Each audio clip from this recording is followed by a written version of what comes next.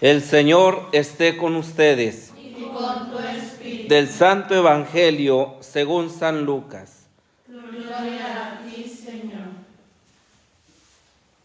En aquel tiempo, los fariseos le preguntaron a Jesús: ¿cuándo llegará el reino de Dios? Jesús le respondió: el reino de Dios no llega aparatosamente. No se podrá decir, está aquí o está allá, porque el reino de Dios ya está entre ustedes. Les dijo entonces a sus discípulos: llegará un tiempo en que ustedes desearán disfrutar siquiera un solo día de la presencia del Hijo del Hombre, y no podrán. Entonces les dirán, está aquí o está allá, pero no vayan corriendo a ver, pues así como el fulgor del relámpago brilla de un extremo al otro del cielo, así será la venida del Hijo del Hombre en su día. Pero antes tiene que padecer mucho y ser rechazado por los hombres de esta generación. Palabra del Señor. Gloria a ti, Señor Jesús. El reino de Dios ya está en ustedes. El reino de Dios, la palabra mágica que tenía concentrada toda la espera febril de Israel. Un día Dios tomaría el poder y salvaría a su pueblo de todos sus opresores. Era la espera de días mejores, la espera de la gran noche, el deseo de una sociedad nueva, el sueño de una humanidad feliz. Cuánto bien nos haría también a nosotros hoy, en la actualidad, aquí y ahora, pensar en esta realidad de que el reino de Dios ya está entre nosotros, y más aún que el reino de Dios está en nosotros. Sin embargo, lo perdemos de vista. No eran solo los fariseos los que deseaban ese día, también los seguidores de Jesús, también los apóstoles. En el momento en que Jesús iba a dejarles, se acercaron a preguntarle: ¿es ahora cuando vas a restaurar el reino de Israel? ¿Y qué nos va a tocar a nosotros que te hemos seguido? ¿Cuál va a ser nuestra paga? ¿Cuál va a ser nuestro tesoro? Mira que lo hemos dejado todo. Todos esperaban el reino. Y todos esperaban sacar una tajada del reino y ganar el reino.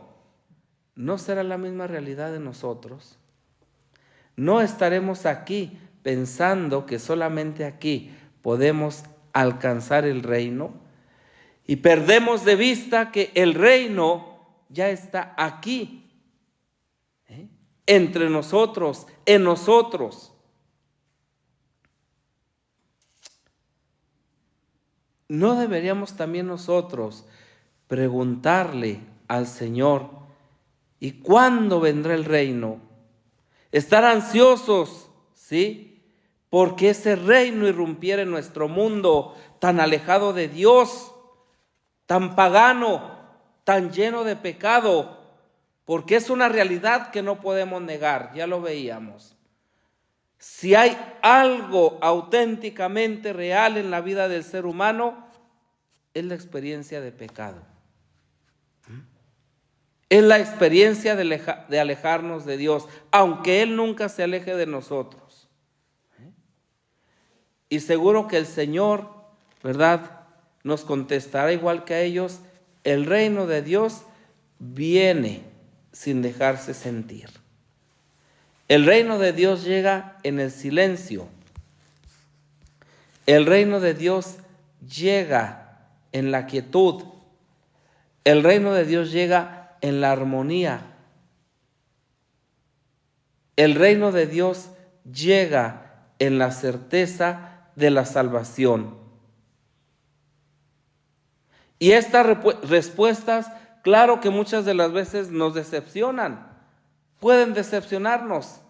Quisiéramos que todas las luces, todos los faros, ¿verdad? Todas las televisoras, todos los periódicos, los espectaculares, enfocaran hacia ese reino, como si fuera algo aparatoso, ¿sí? Y sería más fácil si ese reino que el Señor prometió viniera de forma espectacular, para que todos lo vean, para que todos lo sientan, para que todos se conviertan a Él. No, Dios no lo quiere así y no lo ha querido así. Dios quiso reinar de una manera discreta, modesta, sin dejarse sentir. Nos enseña a nosotros que para promover el reino de Dios no necesitamos grandes cosas. Solamente necesitamos fe. La certeza de que Dios está en medio de nosotros y de que el reino de Dios lo vamos gestando en las pequeñas cosas, en esas cosas sin apariencia, en las pequeñas cosas de nuestra vida, en las que no llaman la atención, en las que a lo mejor nadie las ve, en las que pasan desapercibidas.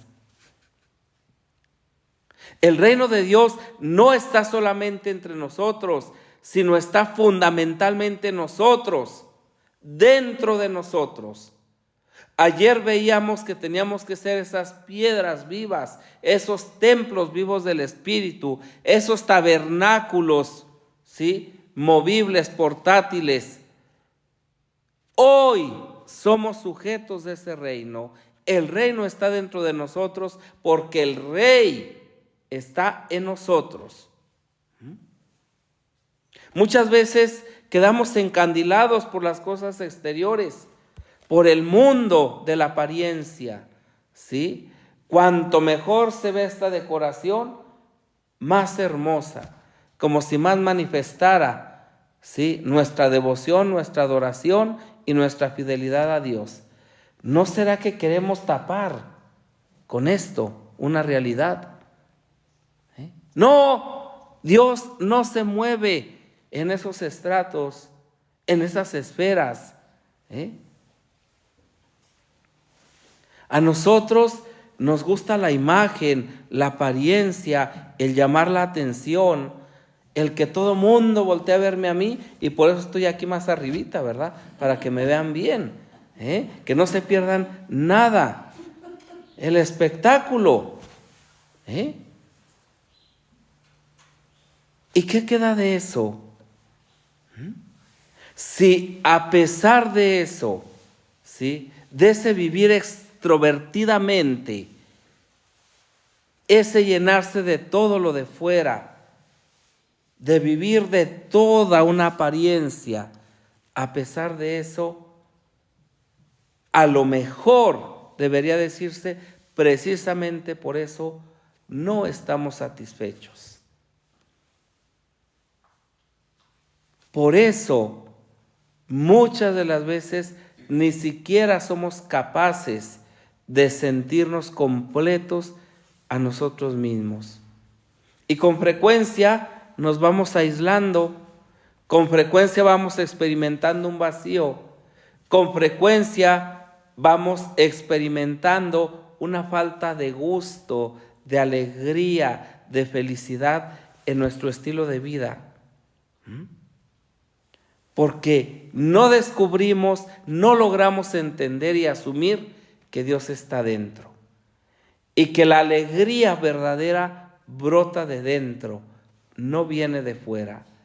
Y que el verdadero cristiano, la verdadera cristiana, es aquella que es capaz de dejar relucir a Cristo desde el interior de su corazón. El reino de Dios se instaura en nosotros si nos dejamos amar por Él y si amamos como Él, si permanecemos siempre unidos a Él y si permitimos que Él viva unido a nosotros. si vivimos de las riquezas que el Espíritu Santo va constantemente regalándonos, entonces nos convertimos en promotores, en promotoras del reino.